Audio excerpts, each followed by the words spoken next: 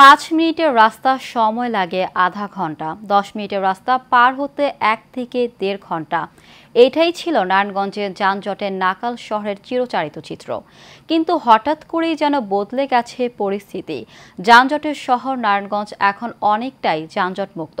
5 থেকে 10 মিনিটের মধ্যেই নগরবাসী বিভিন্ন যানবাহনে চড়ে পৌঁছাতে পারছে গন্তব্যে। নারায়ণগঞ্জ জেলা প্রশাসনের সাথে যৌথভাবে যানজট নিরসনে কাজ করছে Narayanganj chamber of commerce. Narayanganj প্রতিনিধি রোমান চৌধুরী সুমনের রিপোর্ট, জানাচ্ছেন ওয়ালিদ সিদ্দিকী।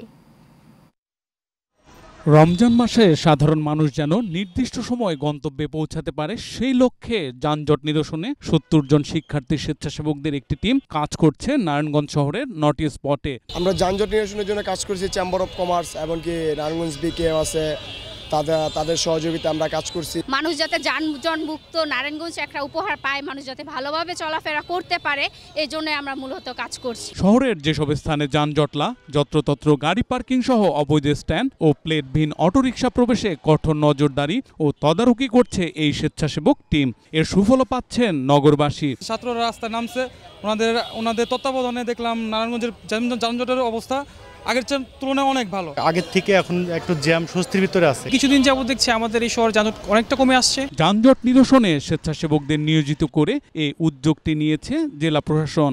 সার্বিক সহায়তা দিচ্ছে নারায়ণগঞ্জ চেম্বার অফ কমার্স। এই প্রথম আমরা চেম্বার অফ কমার্স থেকে এবং বিকেএমইর পক্ষ থেকে আমরা একটা মনিটর টিম নেই, সেই টিমটা স্টুডেন্টরা ডিল করতেছে। আমরা যারা নারায়ণগঞ্জবাসী আছে তাদের অনেক ধরনের প্রত্যাশা আছে নারায়ণগঞ্জ নিয়ে।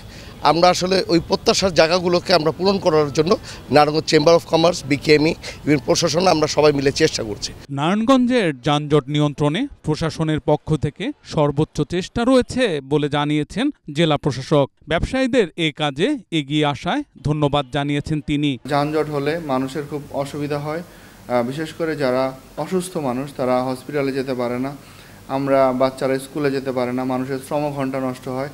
আমরা সেই দিকে গুরুত্ব দিয়ে কাজ করে যাচ্ছি। Walid Siddiqui, Asian television, Dhaka.